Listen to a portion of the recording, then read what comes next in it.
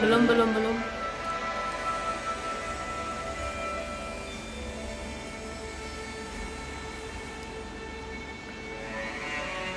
Halo, selamat bergabung.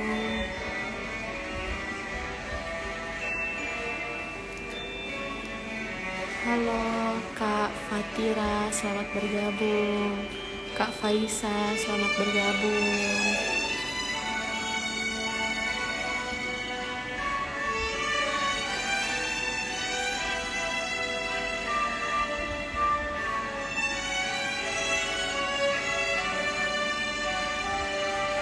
Tak join di HP? Apa? Join di HP tak? Join di HP. Halo Kak. Ada pemikiran ya? Masih nggak pemikiran?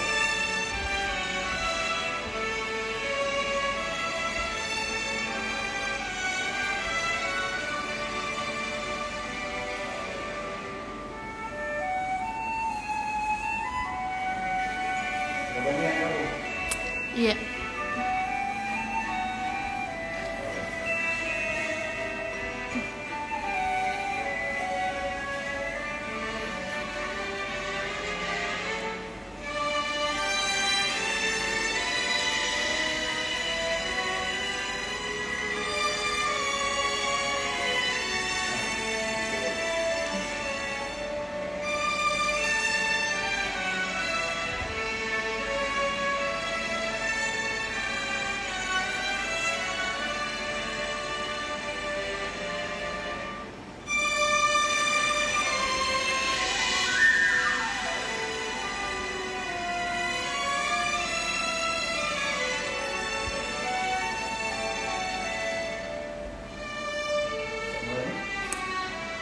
Oke, boleh. Ya.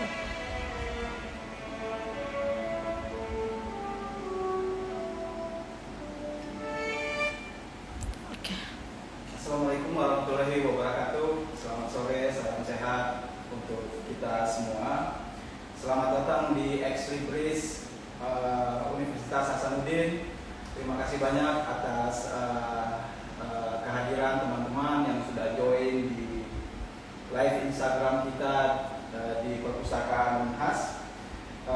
Selamat datang di Exlibris Universitas Hasanuddin dari buku koleksi Universitas Hasanuddin, sebuah acara yang dibuat oleh Perpustakaan Universitas Hasanuddin untuk membahas buku-buku dari koleksi Perpustakaan Unhas yang layak untuk dibincangkan atau diobrolkan. Bersama saya Ansar Saud. Nah, pada edisi kedua Exlibris ini kita senang sekali karena kita kedatangan seorang tamu istimewa, yaitu Kak Dr. Muhammad Dahlan Abu Bakar. Terima kasih sudah datang, Kak. Penulis buku Matulada dari Pejuang Hingga Ilmuwan yang diterbitkan oleh penerbit Kompas yang terbit tahun 2023. Kak Dahlan ini, Dr. Muhammad Dahlan Abu Bakar adalah dosen luar biasa pada FIB, Fakultas Ilmu Budaya Universitas Hasanuddin, mengajar di Departemen Sastra Indonesia. Beliau adalah penulis aktif sampai sekarang. Buku-bukunya sudah banyak kita bisa baca dan menjadi koleksi perpustakaan Unhas. Beliau juga adalah wartawan sampai hari ini aktif. Bahkan di tahun 2011 Kak Dahlan mendapat anugerah sebagai tokoh pers dari Dewan Pers Indonesia dengan apa itu tadi, wartawan utama ya, nomor urut 183. Kak Dahlan ini kalau di wartawan sudah profesor, Pak. Sudah profesor ya. Nah, Unhas sebagai pengantar sebelum kita bincang-bincang, Kak Dahlan, saya mau kasih pengantar sedikit bahwa Unhas itu pernah punya, bukan sudah pernah punya dan sekarang masih punya banyak sosok-sosok inspiratif yang bisa menjadi contoh. Sebut saja misalnya Prof. Ahmad Amiruddin, Prof. Andi Zainal Farid, Hamsa Den Maemba, Prof. Radi Agani, semua itu rata-rata sudah berpulang, tapi yang masih aktif sampai sekarang juga banyak tokoh-tokoh Unhas yang nanti ke depan bisa kita perbincangkan. Nah, di edisi Ex Libris kali ini kita akan membedah salah satu tokoh inspiratif tersebut, yaitu Profesor Dr. Mahtulada. Jadi tema kita hari ini adalah bagaimana mendedah, membuka tirai Mahtulada. Ya. Kalau saya baca bukunya Kak Dahlan, ini kita jadi tahu betapa berwarnanya hidupnya seorang sosok Mahtulada ini, dari pejuang, kemudian jadi tentara, jadi polisi, jadi guru, jadi kepala sekolah, jadi mahasiswa Unhas, jadi aktivis, dan seterusnya. Jadi dosen, guru besar, sampai jadi rektor. Nah, ini yang kita akan bahas bersama Kak Dahlan. Nah, pertama-tama saya mulai dari yang ringan-ringan dulu. Jadi bagaimana Kak Dahlan secara ringkas bisa menjelaskan sosok Prof. Mahtulada? Ya. Terima kasih.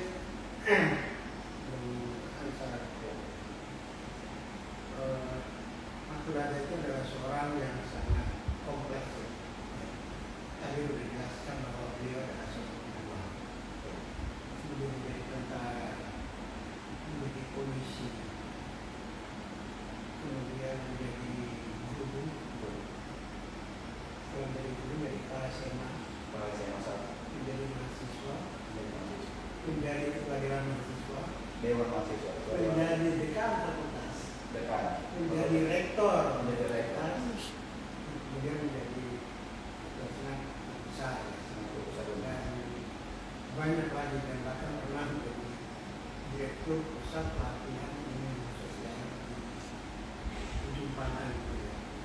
itu sama dengan pemakaian juga. Ya, jadi beliau itu orang kedua, makanya kemudian beliau melanjutkan. Saya melihat bahwa dengan kompleksitas predikat yang dimiliki beliau itulah dia menjadi sosok yang sangat luar biasa. Ya, sebab itu ketika daerah Orde Baru, saat tidak banyak orang berani berbicara, Mahtulada malah sudah mengatakan bahwa Indonesia ini sudah pendapat. Dan itu justru diucapkan pada saat Soeharto lagi kuat-kuatnya, dan dia tidak pusing. Meskipun ngomongnya begitu keras, tapi mestinya kan Laksus segera mengangkat. Tapi Laksus tahu siapa Mahtulada. Mahtulada itu orang yang pernah berjuang di sini, belum ada apa-apanya kan, orang pada waktu itu. Jadi dia sangat hormat, dia tahu ABC-nya. Dia kemudian kita melihat biasanya bisa kita petakan menjadi 3 bagian. Yang pertama adalah terhadap universitas. Dia termasuk salah seorang yang merintis dan mendemo Menteri Badar Doan untuk pendidikan dan pengajaran kebudayaan untuk mendesak agar di Makassar itu segera dibentuk perguruan tinggi di Bali. Dan kemudian tidak lama berdiri. Karena menggunakan nama Universitas Hasanuddin di dalam satu pidatonya di Bondan Makassar. Itu di tingkat ini. Kemudian jadi dia ini salah satu pendorong perintis ya. Ya, dia salah seorang perintis berdirinya Universitas Hasanuddin. Saat itu karena beliau adalah seorang pejuang, itu saya kira untuk menghadang menteri itu tidak ada apa-apa dibandingkan bagaimana beliau berjuang melawan berantakan sampai hampir saja beliau hidupnya berakhir. Andaikan pada tanggal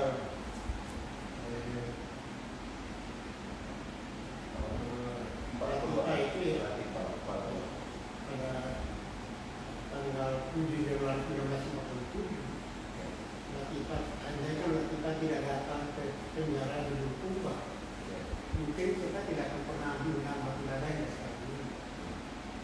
Betul, saya tahu sih, menarik ini, menarik.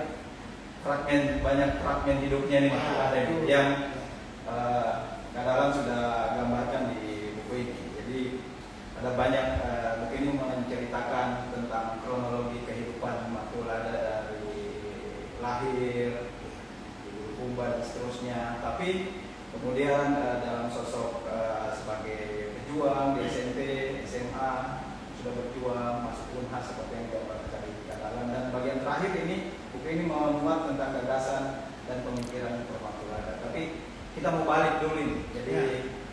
Jadi bagian awal nih saya mau tanyakan lagi. Pertanyaan saya selanjutnya ke Kak Dahlan ini adalah gagasan pemikiran.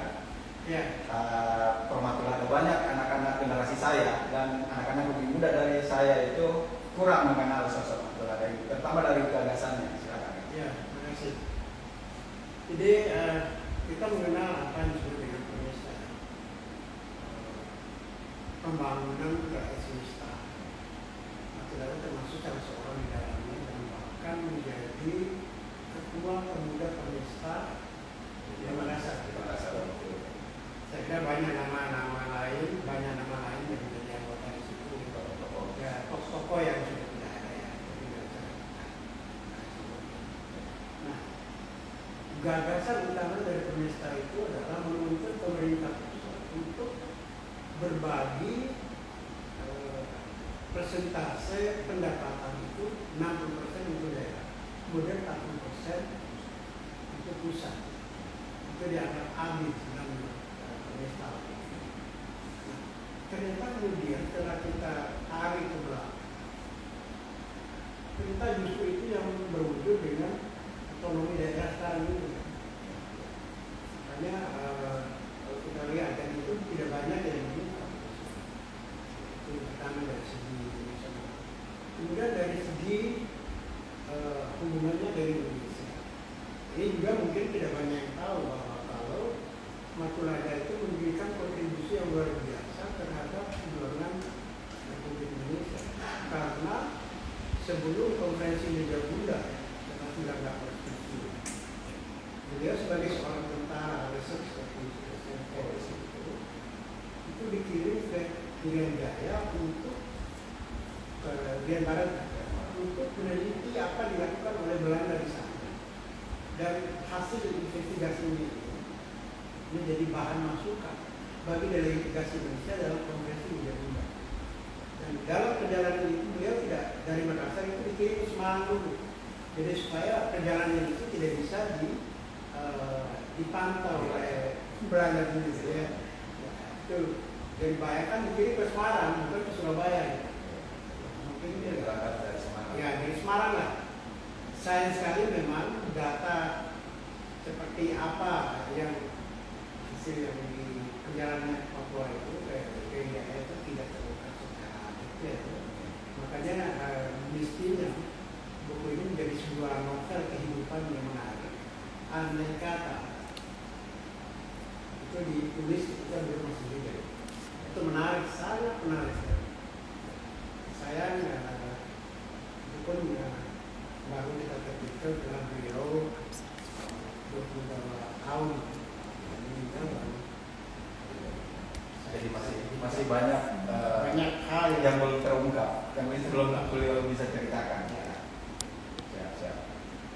Oke, jadi ada beberapa gagasan pemikiran Batu Lada yang pertama dari sisi apa tadi itu perjuangan keadilan perimbangan daerah dan pusat, kemudian bagaimana perjuangan beliau dalam untuk nasionalisme ya. Jadi tadi Kak Dahlan menceritakan bahwa sebagai reserse Pak Mat itu dari dikirim ke Semarang kemudian berangkat ke Irian Barat, kemudian hasil untuk memata-matai Belanda itu.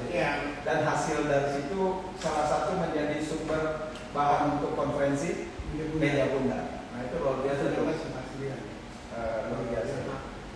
Ya. Di samping mungkin kiprah Pak Mat yang lain sebagai budayawan, bagaimana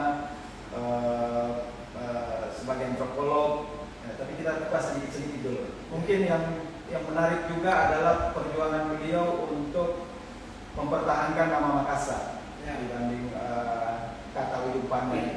Gimana tuh ceritanya? Ya, jadi pada tanggal 31 Agustus 1971, wali kota Makassar waktu itu tiba-tiba saja mengubah nama Makassar itu menjadi Ujung Pandang. Ya, karena mungkin dia menilai kota ini terlalu sempit. Luasnya cuma 10.000 hektar. Bagi ibu kota provinsi rasanya itu terlalu sempit. Jadi kalau kita bayangkan dulu ya, kota Makassar itu di gedung DPRD Provinsi Sulawesi Selatan atau di Rumah Sakit Primaya itu sudah goa. Ya. Dan begitu kecilnya kota ini. Oh ya. Ke selatan itu di ujungnya Jalan Ratulangi, di Gunung Ratulangi. Ya. Itu sudah goa di perempatan ada perempatan di Bundaran itu. Itu sudah goa ke sana. Makanya yang jalannya Sultan Alor itu. Palembang itu ya. Ya, Palembang. Itu sudah masuk gua ya. Ya, masuk goa. Makanya dulu namanya di situ adalah kalau nggak salah Goa Jaya. Ya. Kemudian yang di sebelah yang Uris Maharjo itu Goa Raya. Di mana berbatasan dengan Maros? Iya. Maros itu di daerah Kepulauannya. Ya. Oleh sebab itu memang ada resistensi dari dua bupati waktu itu, yaitu Bupati Maros, Kasih DM, Bupati Goa, Kasih itu, Bupati juga Bupati Maros ya. Pangkat Asal Dea. Itu terjadi resistensi dan mereka menolak. Ya. Tidak mau sebagian Tidak mau namanya daerahnya diambil. Ya, dia dan tidak mau. Tetapi kemudian mereka berprinsip boleh diambil tapi harus ganti namanya. Jangan Makassar. Jangan Makassar. Makanya Jadi cari ya solusi. carilah jalan tengah seperti itu.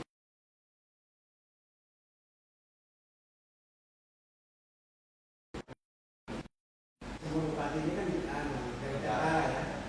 Beliau turun tangan akhirnya semua disediakan dengan baik. Nah, setelah perluasan itu Makassar memiliki luas 22.755 hektar. Jadi luasnya 2 kali lipat, kan? Luar biasa. Ya, dari 10.000 menjadi 22.000. Itu jadi luas. Tetapi di balik pengubahan nama ini ada 3 dosen Universitas Hasanuddin yang menolak ya, perubahan nama. Keras menolaknya. Ya, keras sekali menolak itu Profesor Dr. Matulada, Dr. Abisaya Nabi Farid SH dan Dr. Abdul Kadir Menembak. Mereka itu tidak pernah sekalipun menggunakan nama Ujung selalu nama Makassar. Alasan dari Matulada sebagai seorang sejarawan karena nama Ujung Pandang itu tidak dikenal dalam dunia internasional. Bahkan dulu ketika nama Ujung Pandang diganti, orang pada bingung. Ya. Ini nama tidak ada dalam peta lama, peta maritim. Ya, dulu yang terkenal adalah Makassar. Dan lagi pula Ujung Pandang itu adalah salah satu bagian di dekat benteng itu. Satu tanjung yang ditumbuhi pandan, Ujung Pandang kan? Saya masih dapat di Ujung Pandang itu di bagian atas benteng ada bagian selatan. Tapi sekarang namanya kampung Ujung Pandang Baru kali ya. Ujung Pandang Baru dari lagi. Itu Ujung Pandang. Ya. Ujung Pandang Plan namanya. Ujung Pandang Plan juga. Ya. Itu kan proyeknya Pak Tompo ya. Untuk membangun rumah untuk para wartawan, para seniman, sebagainya. Termasuk juga para ustaz. Jadinya kalau pakai Ujung Pandang itu cuma satu kecamatan, satu lingkungan aja, tapi Makassar yang mendunia ya. Makassar lebih mendunia. Itu ya. menolak. Beliau menolak, sangat menolak. Jadi mulailah orang menyebut Makassar itu dari kasus apa Makassar api, dari kasus datangnya orang berjubah di Pakai Talo kan. Itu saya kira banyak sejarah. sampai dan Pamatulada masih ya menikmati yang sempat merasakan kembalinya Kota Makassar sebelum beliau meninggal pada tanggal 15 Oktober 2000 ya. Jadi karena tahun 99 sudah berubah, kembali lagi nama Makassar kembali di bawah kepemimpinan almarhum Dr. Bakso Maula. Kemudian prosesnya juga masih sempat Pak Mengemban juga sempat kalau beliau mendapat perjuangan mereka masih ya baik. Menarik tadi itu sejarah perjuangannya Pak Ahmad itu dari segi mempertahankan nama Makassar. Kalau kita kembali lagi nih ke posisi Pak Ahmad sebagai pejuang, atau mungkin bisa dimulai dari mungkin daerah kelahirannya di Bulukumba itu gimana tuh ceritanya? ya. Jadi Ahmad Tolan itu lahir di Bulukumba pada tahun 15 November 1928. Sempat pemuda. Ya. Jadi ya, beberapa hari ya setelah Sumpah Pemuda ya. Jadi 28 ya 14 2 minggu. Pas 2 minggu setelah Sumpah Pemuda beliau lahir. Kalau bapak saya 1 Agustus 1928. Alhamdulillah syukur beliau masih hidup. Jadi Matulada itu adalah anak pertama yang dari pasangan jadi paling dulu dari Ratu dengan ibu yang bernama Iwosi. Bapaknya adalah seorang Talonmuan dari kepala desa sekarang ya. Kira seperti itu. Dan beliau adalah pensiun. Selain itu beliau aktif di organisasi Muhammadiyah dan sangat menghormati adat. Oleh sebab itu nama anak tunggalnya, anak pertama anak sulungnya itu diberi nama Matola Ada ya. Matola Ada. Ya. Jadi istilahnya kalau pemangku adat. Ya, pemangku adat dan penerus adat. Penerus adat. Ya, penerus adat maksudnya. Matola Ada. Tapi seiring dengan berjalannya waktu, terjadi proses fonemik ya. Akhirnya menjadi Matulada. Jadi makanya kita mengenal sekarang nama Matulada. Jadi Matulada itu sebenarnya Matola Ada sebenarnya. Kata itu ada ya. Ya, Matulada ya. Tapi ditambahkan di depannya katanya ada nama Ahmad Matulada ya. Jadi dia tumbuh lahir di Ya, jadi beliau lahir di Bulukumba itu. Nah, yang menarik lagi adalah pada ya dia mulai kanak-kanak di Bulukumba, remaja, kan nanti dia SMP-nya di ini ya, di SMP Nasional yang di Ratulangi masih ada sekarang gitu. Ya. Nah, itu sebelum itu tuh ada peristiwa dia ditangkap di sama pasukannya Westerling. Ya. Ini bisa diceritakan gitu kan? Gimana? Jadi rupanya waktu kan beliau tamat sekolah tingkat SR kan di Bantaeng.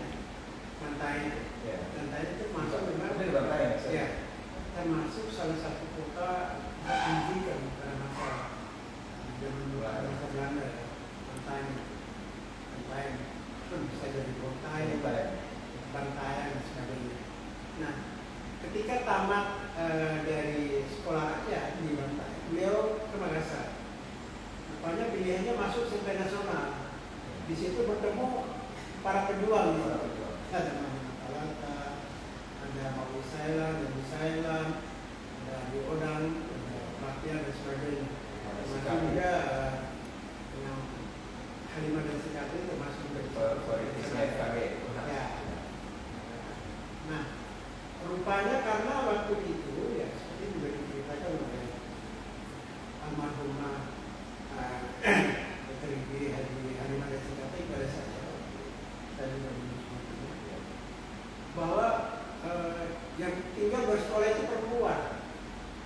Ya, jadi yang laki juga keluar pergi berjuang. Ya, masih remaja itu. Masuk hotel provinsi. Termasuk hotel provinsi itu. Yes. Ya, hotel provinsi ya. Jadi setiap pasukan Belanda itu lewat di karena SMP nasional itu dekat Jalan Besar Kalabari.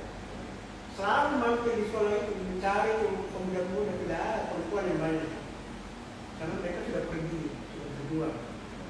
Nah, akhirnya Matulada ditangkap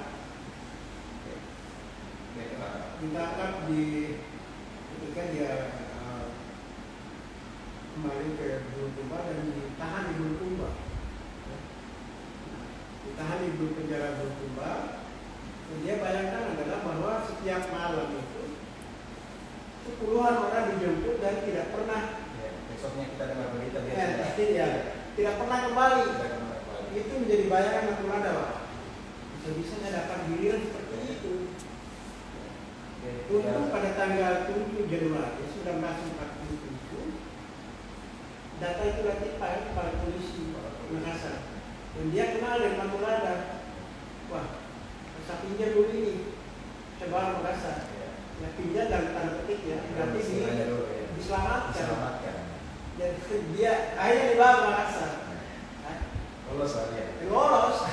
Dan itulah yang membuat dalam satu wawancara dari Kopang dia mengatakan itulah hari yang paling mengerikan sebelum datang Latifa.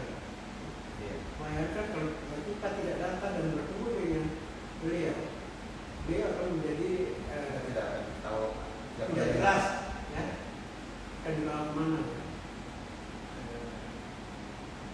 Akibat keganasan Western. Itu Western ya. Bahkan kita tahu bahwa semua orang-orang yang dibunuh itu dalam itu kejahatannya Western yang 40.000 jiwa itu ya, korban itu ya. Itu total itu ya. Ya itu kan hubungannya 40.000 jiwa itu kan diperkirakan oleh Jogja dan diperkirakan itu hanya simbolisasi semua orang laki-laki dikumpulkan terus kan baru pembukaannya cukup mengerikan lah, banyak orang yang cerita yang disebut sekarang keganasan Western. Dan hasil menurut cerita itu setelah Latifa selamatkan dia kembali sekolah lagi di SMP nasional dan kembali lagi berjuang ya. Tetap aja dia masuk lagi polisi, masuk lagi dan tentara. Dua lagi. Dia jadi tentara dulu ya. Jadi tentara. Dia dapat pangkat apa? Letnan ya. Kalau nggak salah tulisannya kadang itu ya. Ada pangkat polisi itu KPKN ya, kepala pengamanan polisi negara atau apa ya, istilahnya waktu itu. Setelah itu dia masuk sekolah kursus B1 kemudian menjadi guru. Ya, menjadi guru itu kan ketika itu di tengah situasi di Makassar itu kan keadaan berhenti. Hanya waktu itu kepala sekolahnya itu Pantorego, Putra Bukit.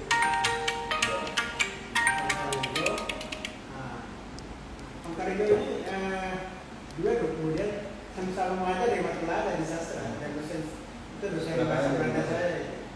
Beliau. Kita selalu dapat 2 orang ini. Saya dapat 2 orang. Selalu beliau Pantorego ini kita silakan sebagai kamus bicara, jadi apapun kata-kata yang sulit kita maknai kita tanya beliau, dia jawab. Ya, termasuk kata gudang itu dari bahasa Inggris, gudang. Jadi gud pergi, down ke bawah. Jadi semua dari atas ke bawah itu ke gudang kan? Itu jadi barang yang dari turun dari mobil, akhirnya gudang kata beliau. Ya, itu bahwa itu seperti itu. Nah, dia jadi guru. Kemudian jadi guru, kemudian jadi mahasiswa. Ya, mahasiswa Putra dia mahasiswa angkatan pertama itu. Kemudian jadi kepala sekolah. Sempat juga jadi kepala sekolah dan itu di jalan kepala sekolah, kepala SMA Negeri 3. Di Pantorego di SMA Negeri 1, jadi kirim SMA Negeri 3. Setelah SMA 3 kembali ke SMA Negeri 1 jadi kepala di situ. Itu kan. Jadi jalannya serba banyak dikunya. Oke Kak, menarik. Itu fragmen lain dari kehidupan Pak Matulada ya, dari lolos dari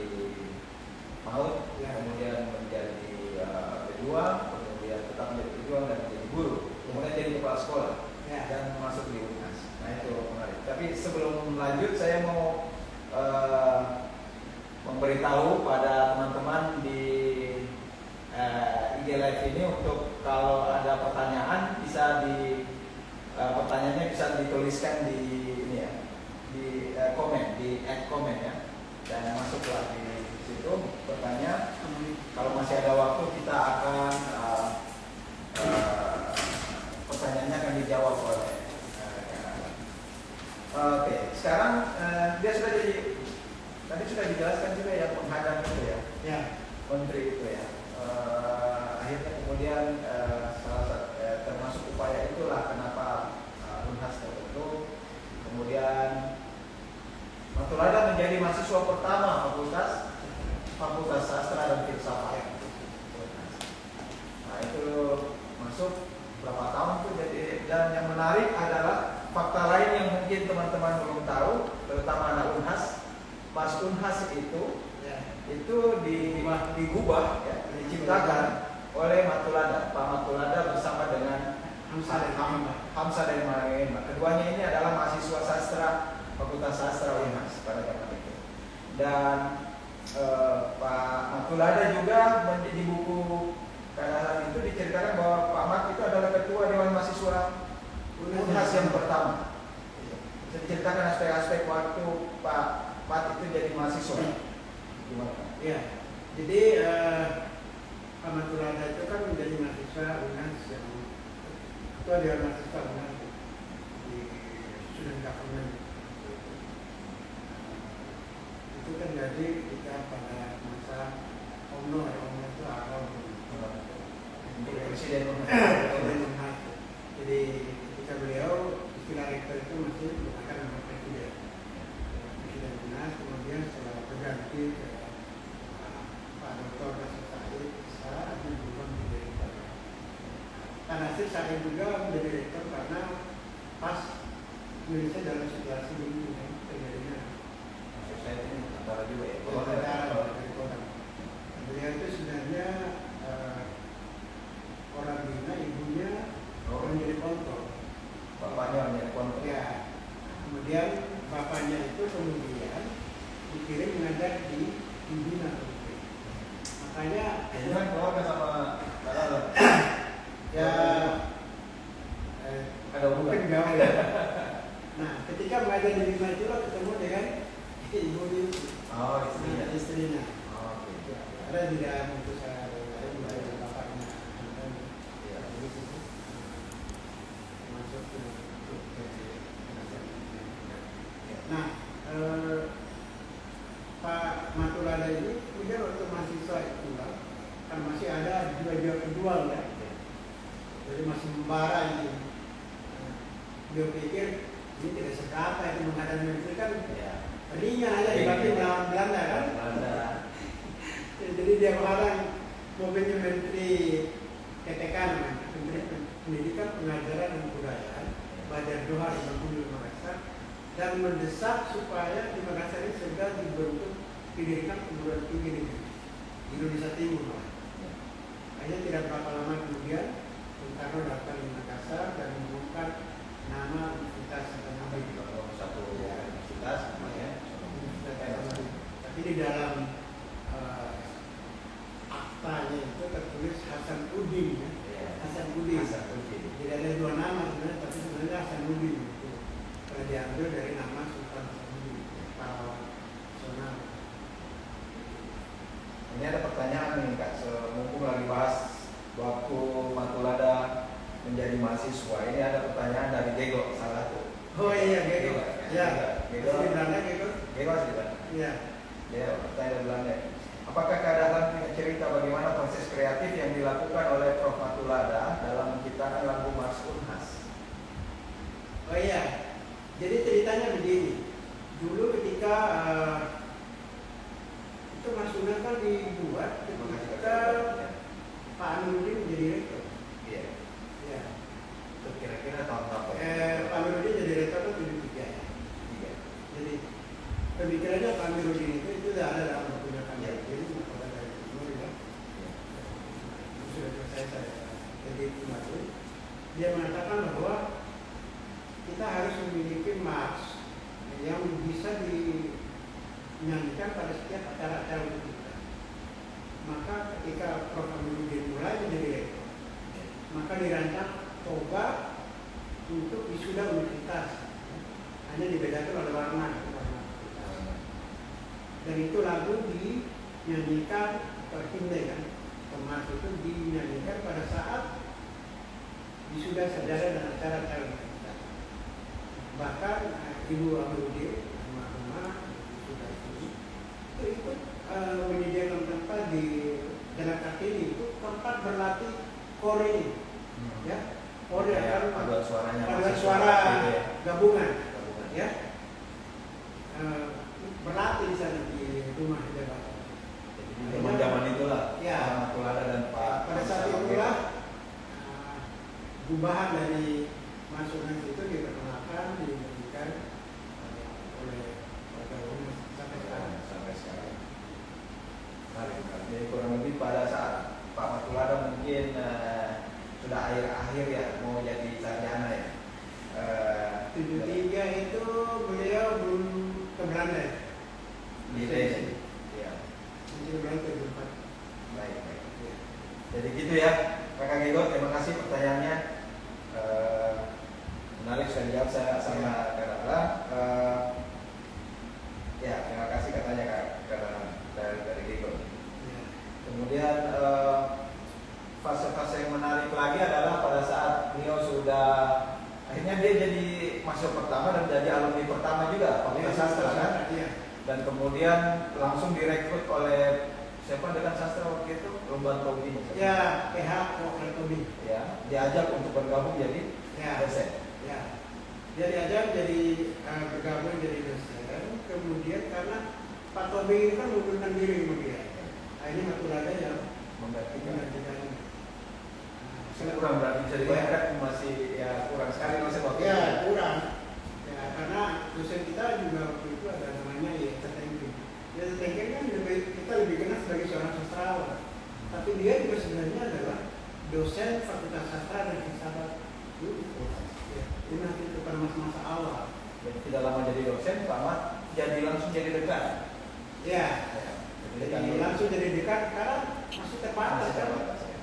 Setelah jadi dekan dari pertama beliau pergi belajar ke Belanda. Ke Belanda dulu baru ke Belanda. Dia menyelesaikan promosi dokternya kan 1 Maret 75 di UI. Hanya kembali jadi yang lagi jadi dekan. Ya itu. Berarti dia sempat jadi 2 tahun ke Leiden ya kalau nggak salah ya. Mungkin di situ masa-masa apa ya penjelajahan intelektual beliau juga. Masa penjelajahan intelektual beliau menggali tentang sejarah Leiden. Dan kemudian menyelesaikan disertasinya yang berjudul Latawa di UI.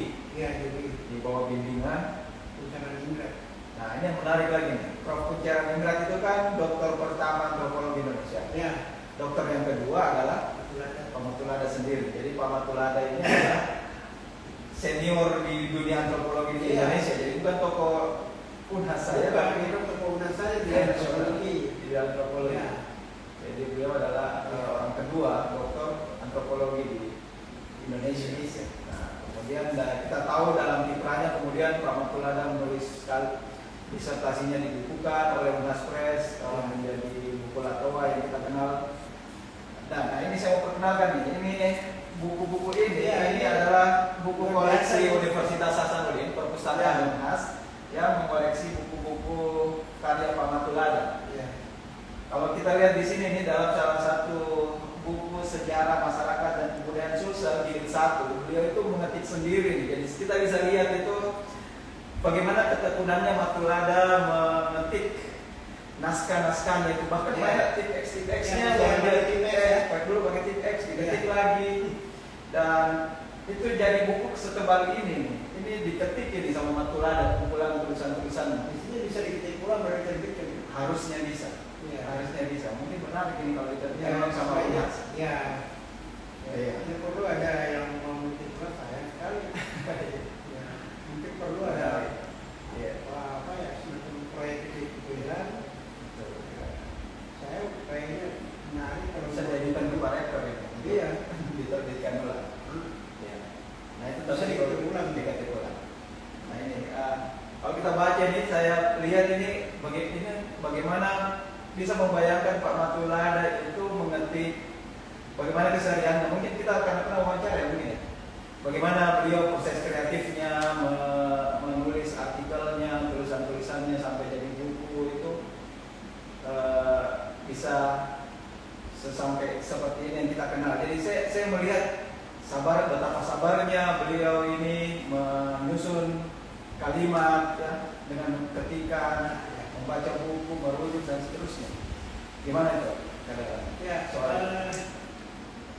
saya memang tidak pernah mengenai beliau berkaitan dengan proses kreatif ini.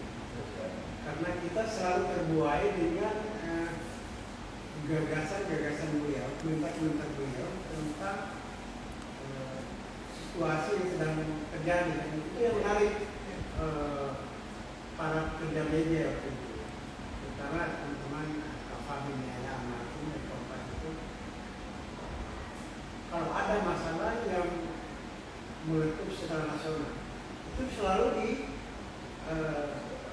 tidak lanjuti dengan minta komentarnya Pak Matulada, dan Kompas itu pasti mengeluarkan karena dianggap sebagai tokoh yang intelektual yang wacana sangat berterima dan diterima banyak orang. Ya, sangat relevan dengan berbagai. Setiap apapun kita tanyakan pasti kita menemukan sesuatu yang baru dalam hal gagasan beliau menjadi satu permasalahan itu. Seperti ketika beberapa tahun setelah beliau menyatakan Indonesia itu negara pejabat, kemudian Kompas kemudian menanya kembali apakah sudah ada perubahan Indonesia itu sebagai negara pejabat. Beliau menjawab belum banyak yang berubah, masih tapi ada sedikit pembangunan yang dalam, tapi negara pejabatnya masih seperti itu. Dia komen begitu. Dia komennya seperti itu. Indonesia itu negara pejabat. Ya, dan itu riskan kan? Kalau kita apalagi zaman itu masih suatu kuat sekali, dan bukan yang di sana yang yang kupingnya panas hanya di sini.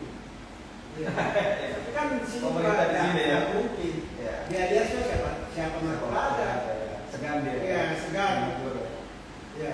Jadi saya kira itu makanya mungkin beliau itu ya isi goyang aja ya, ngomong tidak ada beban apa-apa, yang mau tanya apa aja dia ngomong aja gitu, nggak ada. Yang takut malah media apa berani ngomongnya. Media yang takut wartawannya. Ya. Bisa. Katanya juga kita punya interaksi juga waktu itu. Ya. Dan langsung di Pak Matulada minta kita menulis apa gitu. Jadi ceritanya begini. Dulu pernah itu ada lomba penulisan cerpen tentang mahasiswa di Kota Makassar. Saya termasuk salah seorang peserta penulis cerpen. Ya. Judul cerpen saya itu Dialog. Kebetulan ketua tim Dewan Juri itu Pak Matulada. Iya. Ya, waktu itu kan 75 itu saya sudah masuk ke orang kampus.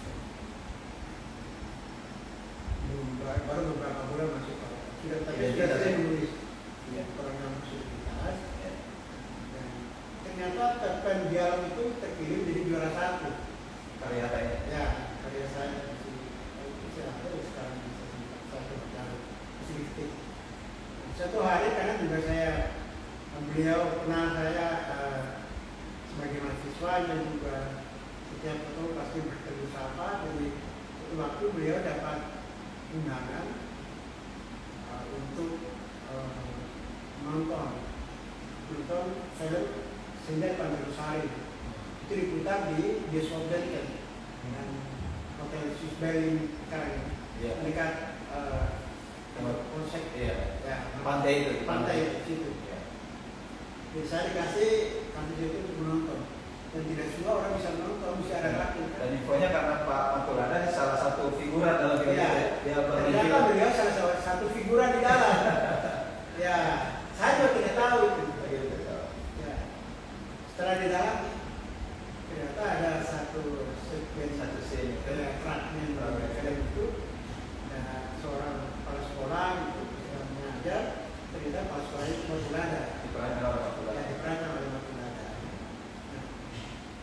Kita menulis. Saya nulis, disuruh tolong bikin resensi setelah menonton. Saya bikin resensi, saya dengan daya kritis seorang mahasiswa kan. Jadi setelah selesai, saya serahkan kepada beliau. Beliau baca, beliau ada komentar bilang begini, wah bahaya dulu kalau punya tulis. Akhirnya tulisan itu tidak pernah disampaikan ke sutradara film itu. Sutradara zaman ini. Bukan karena dia takut untuk dirinya, tapi dia khawatir. Iya, ya, artinya mungkin saya bisa saja itu. Iya. Apalagi mengkritik kan, mengkritik film itu yang dibeli sutradara itu. Nah, itu kalau dari zaman dunia film itu kan hasilnya satu. Itu paling mengerikan, lebih takut orang sama asisten ini daripada panggung. Oke, menarik ini. Kiprah jadi agak lengkap nih. Pak Matulada juga itu dari sisi kesenian. Ya. Beliau itu kan pernah aktif di kesenian, pernah bermain film, dan menjadi ketua Dewan Kesenian Makassar. Apa yang terjadi waktu beliau jadi Dewan Kesenian Makassar ketuanya? Ya kan pada masa beliau kan ada pertemuan Dewan Kesenian Indonesia. Oh, iya. Datang itu dibuka oleh Wakil Presiden Malik. Jadi meramai Jadi hidup ya suasana DKM waktu beliau. DKM hidup ya. Saya kira ada satu. Banyak dari kita yang artis-artis di DKM Ya, itu yang mulai dari seniman muncul. Kemudian banyak seniman kita menjadi bintang dari Pak Ardi, sama Aspa, ya, Pak Fatusi, Andi Sosial Pak Fatusi dengan itu disingkat Aspa. Ya, Aspa, Andi Sosial Pak Fatusi. Pada masa itu kan kita sudah singkat-singkat.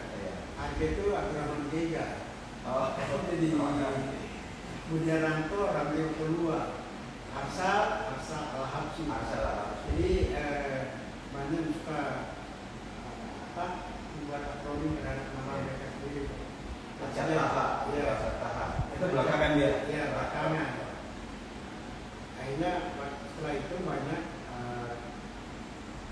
seniman dan budayawan kita menjadi tentang film kan. Kehidupan film itu juga muncul. Itu kan produsennya kalau salah Pak Lati Mata ya, ada beberapa film.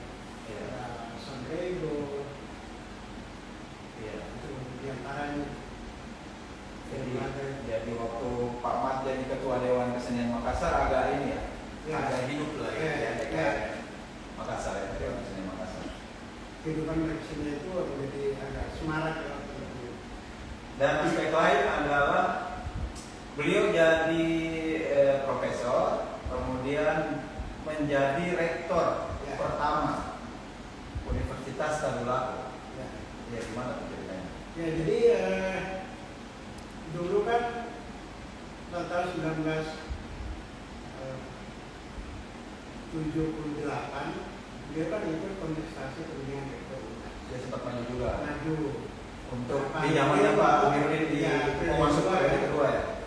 Beliau maju juga. Tapi kemudian Amiruddin masih tetap di Suara terbanyak. rekomendasikan suara terbanyak. Akhirnya dan musuh itu menghubungi mungkin pernah meminta Pak Amiruddin ya untuk mencari nama siapa sebenarnya ketua itu di Tadulako, Satu kampus negeri baru kampus baru di Palu. ya. Akhirnya direkomendasikan ke Matulada, itu Pak Matulada ditelepon oleh Dr. Yusuf yang di Kebudayaan. Sebenarnya ceritanya bukan minta rektor, udah kasih proyek sebenarnya. Ya, mungkin itu kata lain dari rektor itu tadi. Itu proyek. Ya, akhirnya beliau diangkat menjadi rektor di Tadulako 1981 selama 2 periode. Sejak itulah kampus Tadulako itu di Kobol itu tinggal di hutan kaktus sudah dibangun. Jadi, ketika beliau menjadi rektor, karena universitas baru kan, belum banyak tenaga dosen. Jadi alumni dari sini jadi tarik ke sana untuk mengambil. Kebanyakan antara lain dari sastra,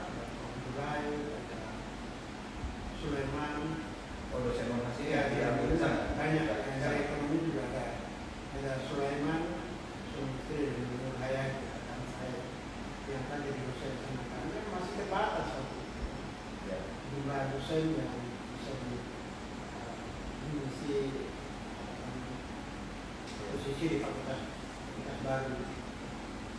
Beliau menjabat 2 periode. Kemudian tidak lama kemudian Unhal lain didirikan. Rektor di Unhal itu Profesor Edwin Kudomik yang telah melakukan atas pendidikan kebudayaan di Jepang. Setelah 2 periode, Pamat jadi rektor kita kembali ditarik kembali ke ke Unhas. Unhas. Pada masa Prof. Basri menjadi rektor, beliau diminta untuk menjabat ketua senat yang besar sampai sampai pensiun. Oke. Nah itu apa itu perjalanannya Pak Matulada ya. Saya sendiri masuk Unhas tahun 96 itu dapat Pak Matulada itu ceramah kalau nggak salah di masjid ini di masjid Unhas ya. Dia jadi hatib ya kalau nggak salah hatib Jumat dan beliau cerita dan saya oh ini yang selalu terkenal ini orang bilang yang namanya Pak Matulada ya. Jadi beliau itu sudah mulai agak uzur kayak ininya, mulai sudah dan istrinya kan itu adalah adik dari dosen senior juga di farmasi. Jadi waktu meninggal Ibu Aida Resan, dosen saya, tapi itu saya tidak dapat, dosen senior di farmasi Unhas, itu beliau yang mewakili keluarga untuk menyampaikan istrinya. Ya, itu di Resa. Istrinya Pak Matulada itu siapa ini yang Resan itu kan? Iya. Aida ya sebenarnya. Dan beliau mewakili keluarga dan beliau yang bicara itu. Nah itu yang apa kalau saya ya sesi pertemuan dengan Pak Matulada. Pak Ishak bilang ada ini nih suara kita agak tenggelam mungkin karena faktor jauh Pak Ishak. Terima kasih sudah kasih tahu agak tapi masih tetap terdengar katanya rumah tenggelam dan ya nanti kita jadi evaluasi lah evaluasi. Kadang kita sudah di bagian akhir nih tapi ada 5 atau 7 menit lagi sebelum kita selesai. Itu kira-kira statement akhir dari Kak Dahlan nih soal Pak Matulada ini seperti apa? Ya, closing statement. Ya. Saya setelah membaca beberapa buku tebal ini, tiba-tiba tidak menawarkan kepada Kompas itu menerbitkan definisi. Memang pada saat buku ini ditulis, saya lupa melakukan studi pustaka di saat mencari. Karena sebenarnya ternyata di sini juga ada data yang penting. Kalau ada datang di Unhas, perpustakaan Unhas, ya bolehlah agak lebih tebal lagi. Ya, bisa lebih tebal lagi, tapi biasanya Kompas itu tidak suka tebal-tebal karena tidak sesuai. Iya, tidak suka tebal-tebal. Sama dengan buku keahlian data yang diberikan oleh Kompas. Ini tipis juga. Jadi paling tidak ada banyak substansi yang bisa dimasukkan. Ya, ini kan kalau gagasan pemikiran. saya baca ini terbitan beliau ketika mengacu beliau itu mungkin akan banyak yang bisa itu berkaya dari si buku ya. Mudah-mudahan depan. Itu ya kan? Terima kasih banyak. Saya juga berpesan nih, sekali berpesan. Jadi generasi saya dan adik-adik Unhas yang sekarang itu jarang mengenal Pak Matulada, tapi mudah-mudahan dialog singkat kita bersama Pak Dahlan Abu Bakar hari ini bisa menjadi pengingat kembali Pak jasa Pak Matulada, Profesor Dr. Matulada yang mulai dari seorang pejuang sampai ilmuwan, ya antropolog Indonesia yang terkemuka gitu. Teman-teman bisa lihat koleksi buku ini di perpustakaan Unhas ya. Ini buku ini ada koleksi buku buku tulisan-tulisan Pak Matulada juga terawat dengan baik oleh pustakawan perpustakaan UNHAS di lantai 3, bisa ditemui di gedung di ruangan Sulawesiana. Buku ini cuma hanya bisa dibaca di tempat, tidak bisa dipinjam karena mungkin koleksi-koleksi tua seperti ini sudah rentan robek atau tidak boleh dipinjam, riskan untuk dipinjamkan dan hanya bisa dibaca di tempat. Tetapi ya paling tidak teman-teman atau adik-adik mahasiswa zaman sekarang kita boleh bangga kalau UNHAS itu punya banyak tokoh-tokoh ilmuwan dalam tokoh-tokoh sejarah, dan beberapa dari tokoh itu sudah ditulis oleh Kak Dahlan Abu Bakar, misalnya Prof. Ahmad Amiruddin. Ya, edisi-edisinya sudah selesai. Ya. Misalnya kita bisa, mudah-mudahan kita bisa nanti bisa edisi nanti kalau sudah jadi bukunya Prof. Amiruddin kita bisa bahas lagi bersama Kak Dahlan di sini. ya. Kemudian ada banyak buku tentang Prof. Radi Agani yang Pak Dahlan juga tulis. Ya. Kak Dahlan tulis banyak buku-buku Pak Radi. Terakhir itu apa itu cincin bermata biru kan? Ya, nah ini cincin permata ya. Itu kan ya umum ya Kak Dahlan tulis. Nah itu juga semuanya ada di koleksi kita.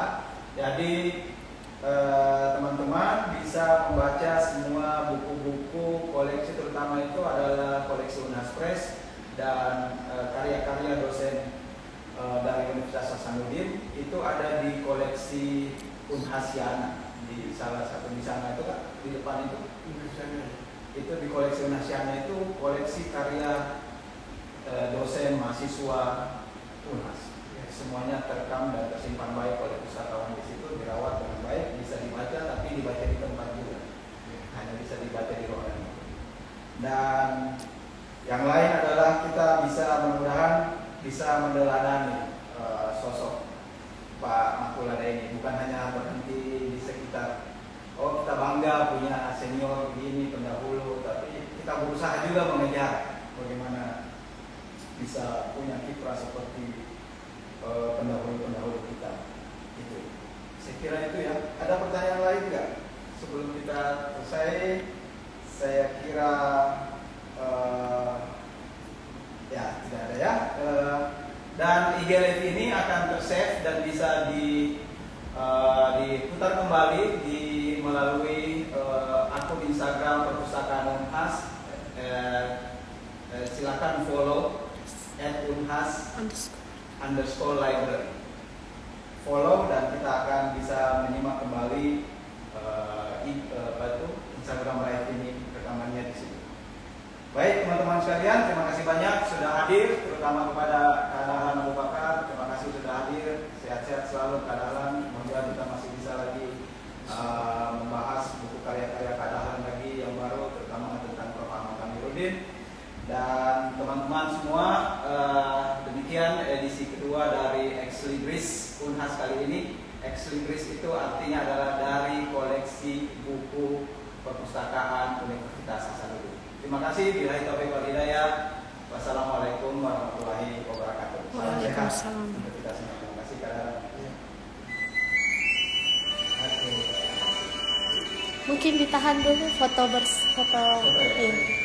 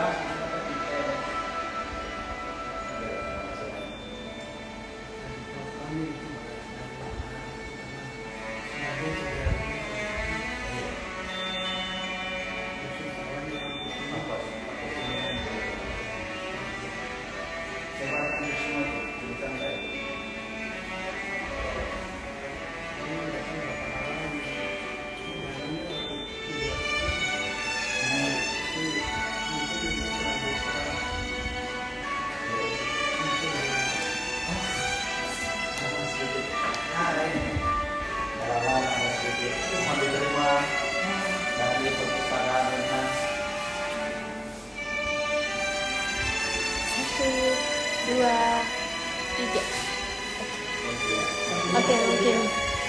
Ya. pakai HP. Oh, iya. Pakai kamera.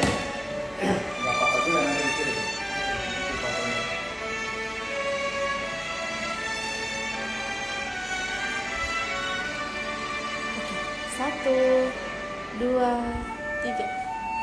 Oke. Mungkin bisa foto lagi berdua salam literasi. Oh ya. Oh iya, mungkin bisa kasih lihat bukunya deh. Oke. Ayo, masih banyak pikiran dia.